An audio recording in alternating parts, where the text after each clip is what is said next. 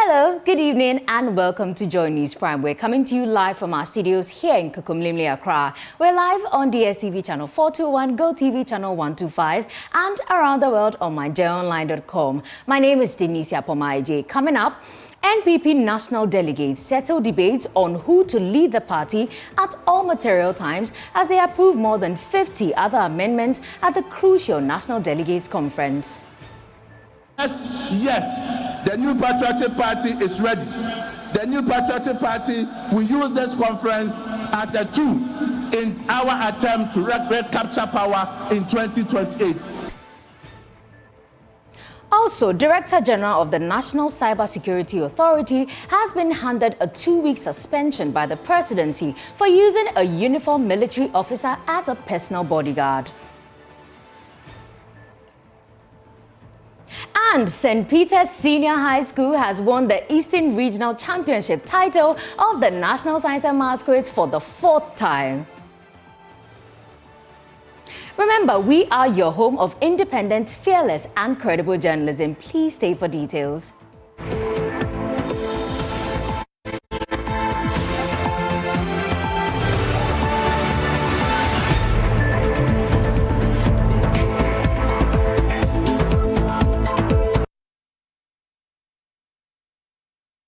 Welcome back. The new Patriotic Party, NPP, has passed a landmark resolution affirming that the national chairman, not the flag bearer or sitting president, shall be recognized as the official leader of the party at all times. The decision came during the party's National Delegates Conference held at the University of Ghana Stadium, where over 5,000 delegates reviewed more than 56 constitutional proposals. And the party believes the reforms will position it for a more unified, inclusive and electorally competitive future. Esther Esi Nkrumah has the highlights from the high-stakes conference.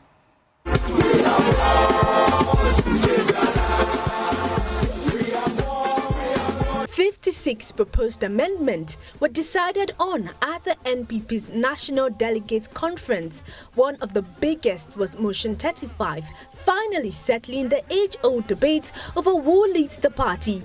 For years, this question sparked confusion and internal tensions, especially during transitions. Some believe the presidential candidate should lead. Others point to the sitting president. A third group argued that the national chairman should be the leader. The delegates have now spoken. The chairman will lead the party at all material times. Delegates in favor, say aye. Against, say nay. The ayes have it. Delegates also voted to abolish the Special Electoral College. Those in favor, say aye. Those against, say nay. The ayes have it. In a major change, the party also upheld calls for anyone in government to resign from party office and vice versa. This amendment, Chairman, clarifies the process for removal of appointed officers. Submitted. Those in favor, say aye. Those against, say nay. The ayes have it.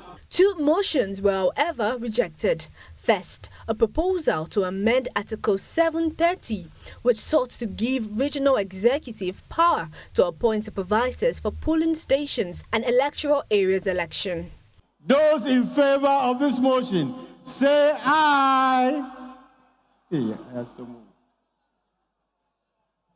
Those against, say nay. This time, the nays have it. The second rejected motion to reduce the youth age gap from 40 to 35 was also shut down. I am taking this vote again. Delegates in favor, say aye. Those against, say nay. Nay! Nay! The nays have it. Both former presidents produced by the NPP were absent from the conference after earlier calling for a postponement. However, Organizing Committee Chair Joseph Osewusu says they later gave their blessing following the clarification. I was invited to the National Council meeting at which that matter was considered. The vast majority of the members didn't think that it was appropriate to reschedule. So the decision was, let's send a delegation to him to explain to him why we cannot reschedule the meeting. And I think that he has accepted that in good faith. General Secretary Justin Frimpong Kodia says this is the boost the party needed as they prepare for the next general election. Let our answer be loud. Let it be clear. Let it be bold. Yes, yes. The new Patriotic Party is ready. The new Patriotic Party will use this conference as a tool in our attempt to recapture power in 2028.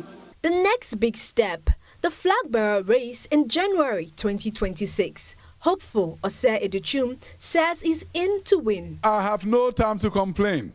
Whether it's from bottom up, top down. You're ready. I'm ready and I'll win this nomination by the grace of God. Former flag bearer and current aspirant Dr. Baumia believes it's possible for the party to get back into power. With unity and consistency, we can regain the trust of Ghanaians. If we are fractured and at each other's throats, none of us can cross over and lead us to fulfill this party's purpose. Minority leader Alexander Afenyo-Markin says the NPP can recover and rise back again after their 2024 loss. We are a party of destiny, but that destiny will slip from our hands if we allow disunity, bitterness, anger, and self-interest to consume us. He adds that the party must rally around those being persecuted by the current NDC government. Our motto moving forward from today should be, touch one, touch all. When one of us is touched, all of us must rise. Away from the NPP, the Director General of the National Cybersecurity Authority, Divine Selassie Agbeti, has been handed a 2-week suspension following a directive from the Office of the President. The suspension is linked to an ongoing investigation into allegations of misconduct involving the use of a uniformed military officer as a personal bodyguard, an act seen as a breach of recent government directives. This comes just days after the government of Ghana announced the withdrawal of military escorts from former ministers, business people and civilians not entitled to such protection. There's more in this news desk report. The suspension of the Cybersecurity Authority boss follows a directive issued by the Minister for Communications. The suspension is part of an ongoing investigation into claims that the NCSA head engaged the services of the military officer without the necessary authorization. A letter signed by the Executive Secretary to the President, Dr. Callistus Mahama, and dated July 15, 2025, expressed the Presidency's strong disapproval. It described the Director General's actions as inappropriate and a source of embarrassment to the government. Government sources suggest that further disciplinary measures could be taken depending on the findings of the internal investigations currently underway. The withdrawal of military protection for former, current and public officials and private individuals was announced in a statement released by the Minister for Defense, Dr. Edward Omane-Boamah, on Tuesday, 15th July 2025. Dr. Boamah explained that the move is part of government's broader reset agenda, which seeks to reinforce discipline, uphold professionalism, and ensure greater accountability within the Ghana Armed Forces.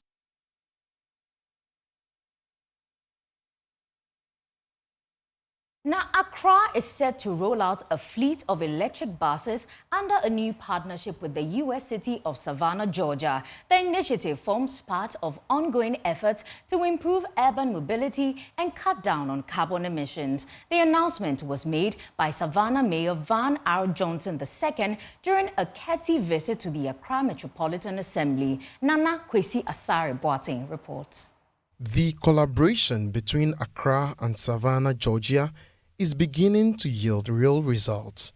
The partnership, formalized in February 2024 through a virtual signing ceremony, is focused on deepening collaborations in urban planning, tourism, education and sustainable transport. Accra Mayor Michael Pakpo Aloti announced during this visit plans for Accra to procure electric Metro Mass buses with support from Savannah-based investors. You know, if you watch electric buses, one, we're going to have a cheaper fares, and it's good for the environment. And secondly, if we have the electric buses, a lot of people would love to be on it. You know, anytime there's something new, people want to come on it. So I'm looking at that. One, we're going to have cheap way of transport. Secondly, we're going to have what do you call it? We're going to have create a lot of jobs. So what I'm saying is that we should look forward to this metro bus that we're looking forward to have. And when my brother here said he has a company called Hyundai that they're in Savannah, that they're going to talk to them. So very soon I'll go there and we'll see how best we can bring them to Ghana to set up. Thank you. Savannah Mayor Van Johnson, who led a delegation including city officials and private sector partners, expressed admiration for the AMA's leadership and vision. He commended Accra Mayor for embracing bold initiatives that benefit the everyday commuter. Here, first of all, the reception has been absolutely amazing, and I'm glad to finally meet this dynamic and exciting mayor who has such a vision for the people of Accra. He's bold, he thinks big, and that's the only way things are going to be done. The visit marks the final stop in the delegation's multi-city tour of Ghana, which included Cape Coast and Kumasi. As both cities continue to explore opportunities for cooperation, officials say the electric bus deal is only the beginning of a broader development agenda. Nana Kwesi Asare Boateng's report for Joy News. From Accra, let me take you to the Volta region. In Aplau, a bustling border town where hope often wears a mask, residents are being warned human trafficking is no longer a distant threat. It's here and it's real. The Ghana Immigration Services Anti-Human Smuggling and Trafficking Unit, in collaboration with the International Center for Safe Migration and local faith-based organizations, is leading a new awareness campaign titled Amewuga, which means My Life Matters. The initiative targets students, traders and transport operators, urging them to prioritize human life over quick profits. Ivy Setoji has more.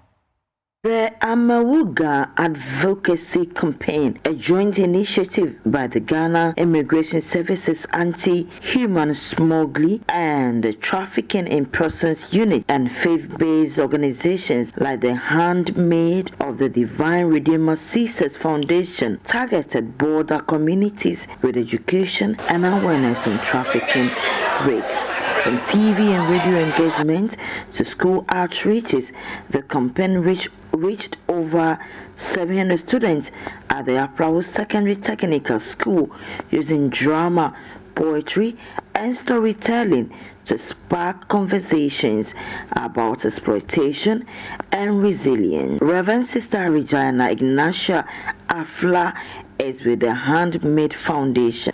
The Ghana Immigration Service says it will continue collaborating with stakeholders to ensure border communities are safe, informed, and empowered to fight modern-day slavery. What I want to tell you is that, my dear brothers and my dear sisters, what you saw is real.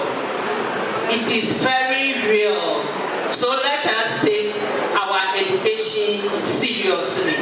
If not, you'll be taken away and go and be given to, excuse my words, animals like dogs to sleep with you. Or you'll be taken away and they will force you into child marriage. Or you'll be taken away and be used as a domestic servant, that you will work and they will be paying your masters, that is those who sent you there. I am very sure that our brothers who work at the border will share with you. Young girls like you, as you saw in the drama, are being taken away for prostitution. And if you refuse, you'll either be killed or you'll be given to dogs to use you. Justice Kuju Nomeshi, Deputy Superintendent of Immigration, is officer in charge Anti-Human Smuggling and Trafficking in Persons Unit, Aflau Sector Command and focal person for the International Center for Safe Migration. And so as July is set aside as the month to commemorate human trafficking and create awareness about the menace, the Anti-Human Smuggling and Trafficking in Persons Unit, together with our partners, we are creating awareness on the menace.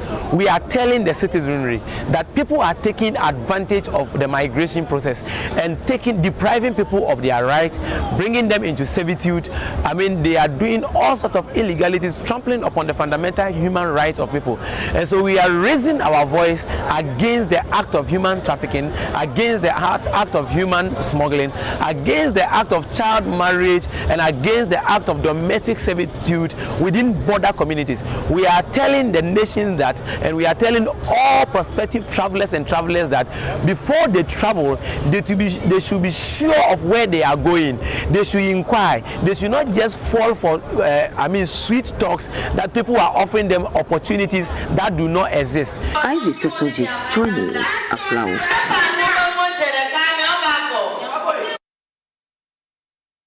And from the Volta region, we'll take a quick break here on Joy News Prime, but we'll be back with more. Please stay with us.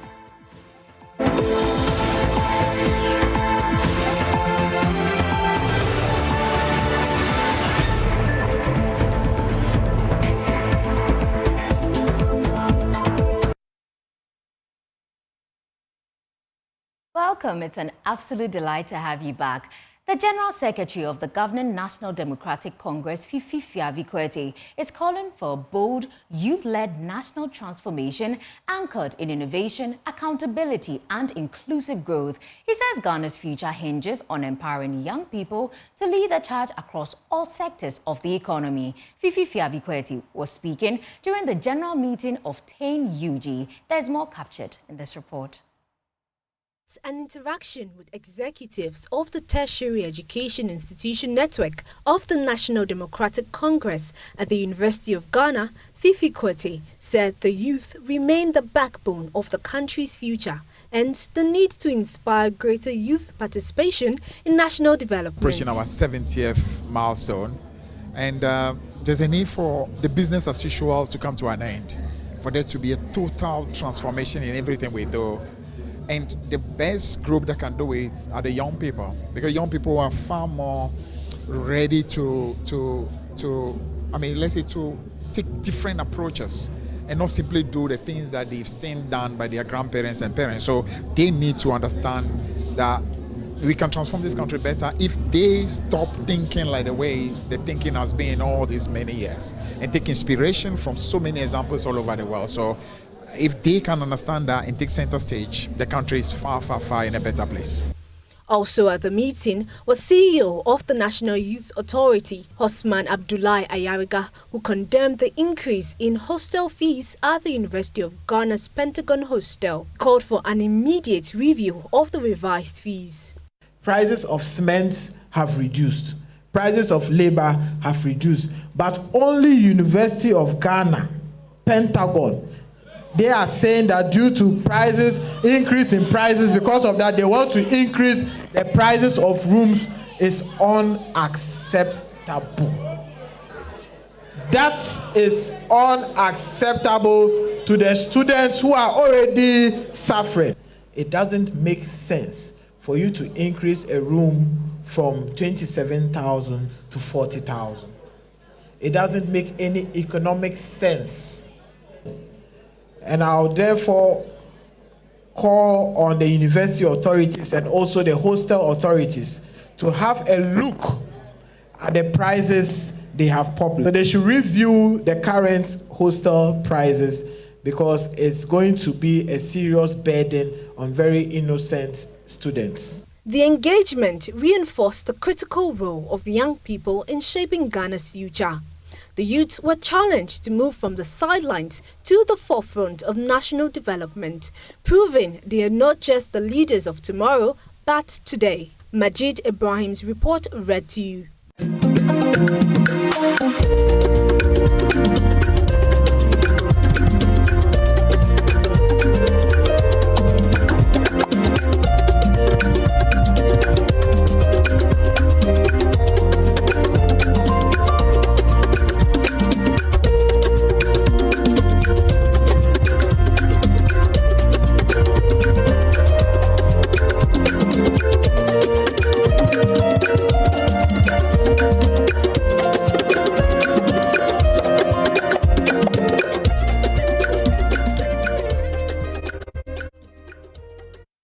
You know what time it is. St. Peter's Senior High School has won the Eastern Regional Championship title of the National Science and Maths Quiz. Guess what? For the 4th time. After a tough first round, the school took control and dominated the rest of the contest. Adobia Hassari has more in this exciting report.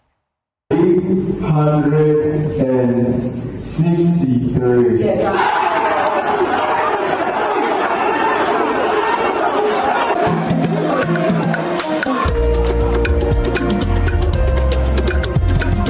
Schools won enviable championship title. After defending champions KSTS lost their grip, Okwapaman Senior High, Pope John's SHS and Minor Seminary, and St. Peter's Senior High fought through the competition and became finalists. Before the contest began, the auditorium was filled with Jama songs from all 3 schools.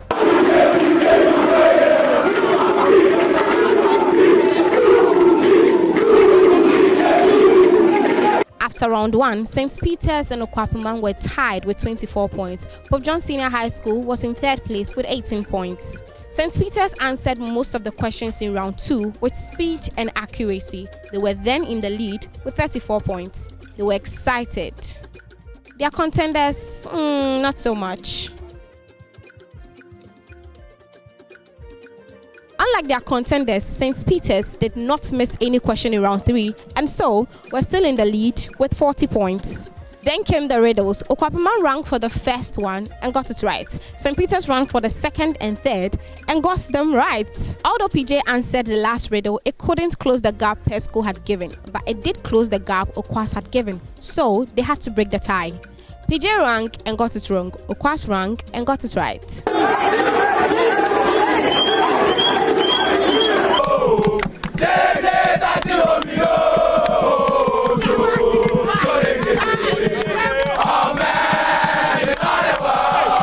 Oh, we are feeling very excited. We know that this is the doing of the Lord, and it is marvelous in our eyes. We know we couldn't have done this without the help of the Lord, and with the grace of God and the knowledge of God, we have come this far. Okwapaman, we are the best school in Ghana as it stands now. And in Okwapaman chapter 1 verse 5, and I read, Semper Primus. This is our first time coming to this championship, so we say glory be to God, and where we have reached, it is just by God's grace, and next year we are coming back stronger and stronger. For Joy News, my name is Adobia Hassari.